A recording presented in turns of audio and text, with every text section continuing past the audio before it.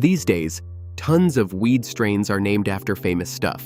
Rappers, movies, candy, you name it. And usually, the famous thing came first, and the strain just borrowed the name to sound cool. But there's one legendary strain where people always get it backwards. They think the strain came first, and a famous rapper named his album after it. But the truth is, it's actually the complete opposite. This is the story of Chronic. So let's start with the strain itself, because it's a genuine classic, and completely separate from the Slang. Chronic is an indica-dominant hybrid that was created back in 1994 by a Dutch breeder known simply as Simon, over at his company Serious Seeds in Amsterdam. And it became famous among growers for pulling off something that was thought to be basically impossible at the time. It produced absolutely enormous yields, tons and tons of weed per plant, while still being genuinely high-quality bud that connoisseurs actually respected.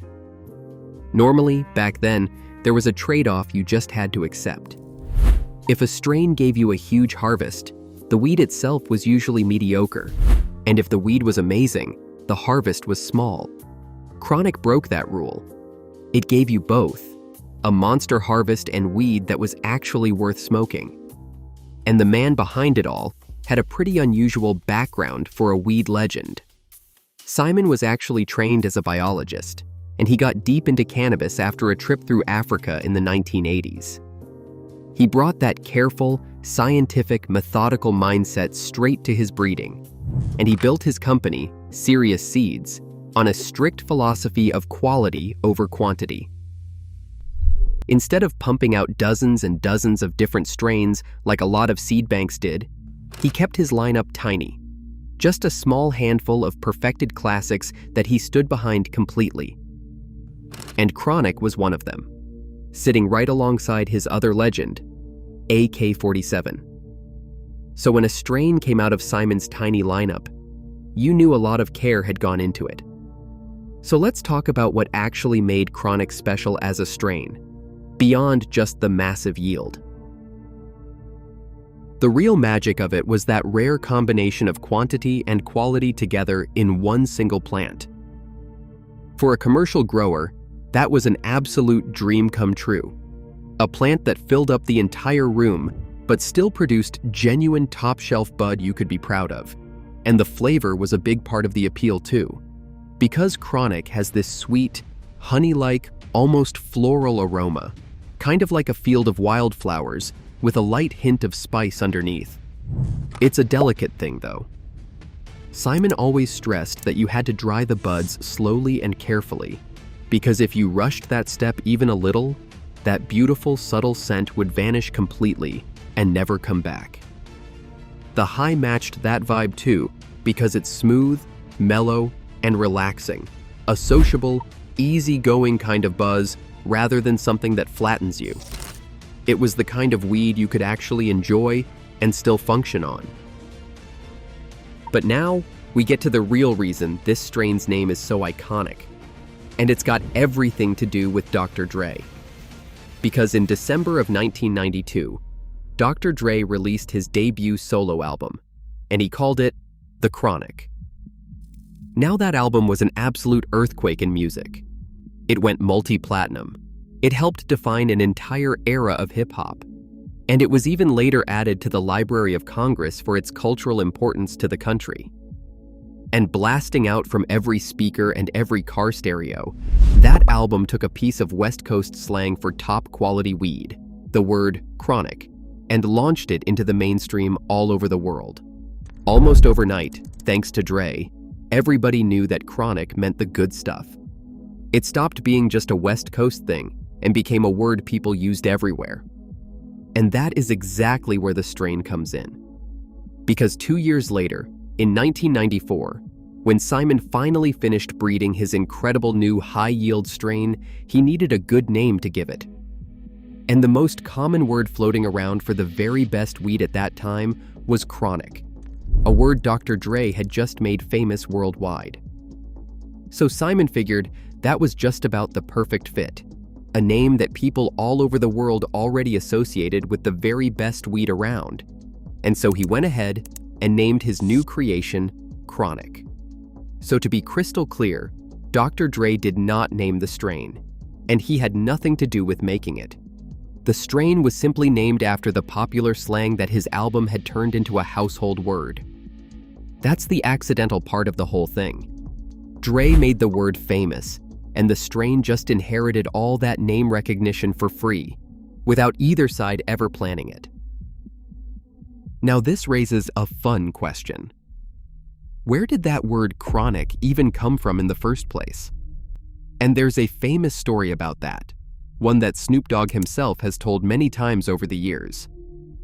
As the story goes, back in the early 90s, Snoop and Dre got their hands on some incredibly strong weed, and somebody told them it was hydroponic. But supposedly, they got so unbelievably high that they misheard or mangled the word and started calling it chronic instead. It's a great story, the kind of thing that sounds perfect for a stoner legend, and it's the one you'll hear repeated all over the internet.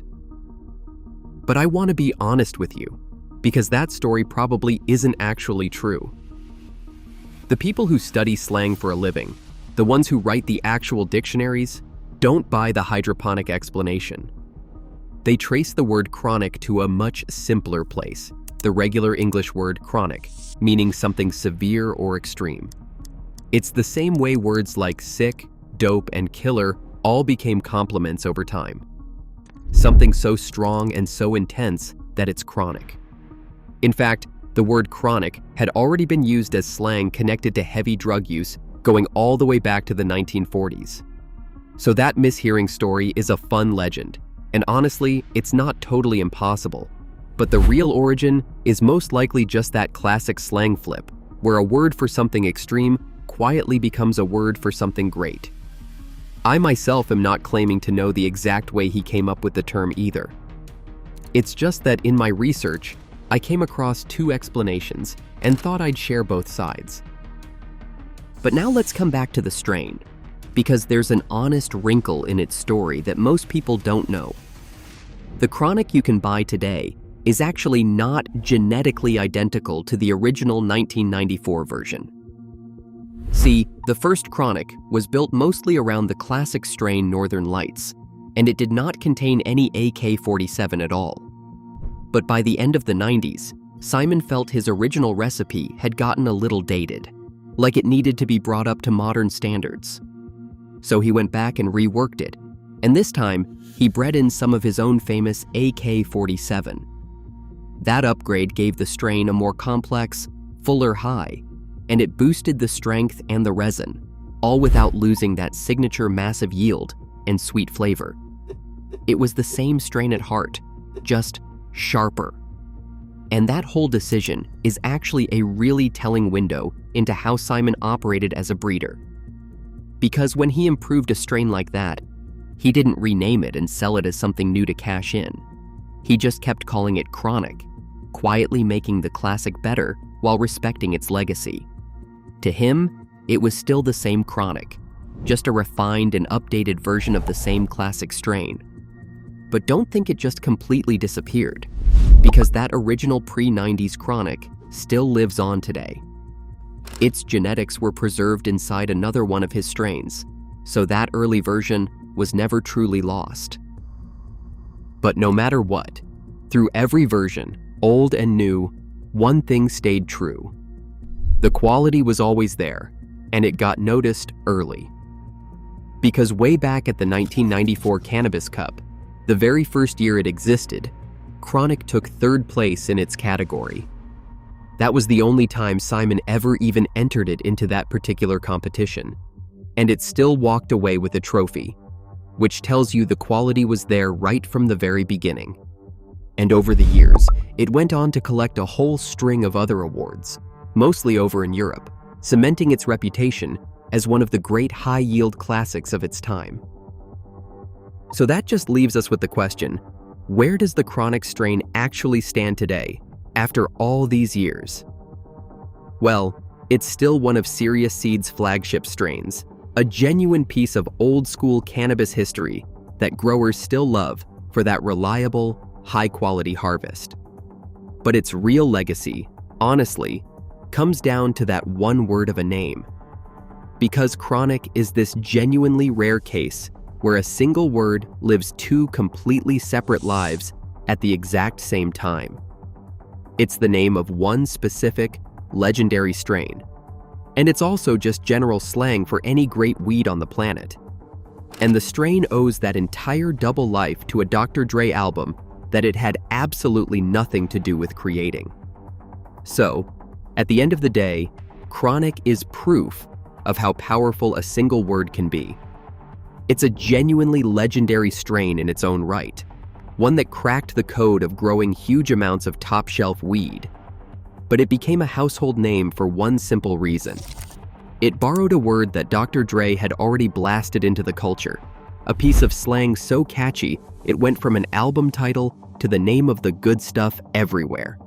Dre never grew it, never named it, never endorsed it, and never had the faintest clue he was helping it. He just made the word famous, and the strain quietly rode that wave for the next 30 years and counting.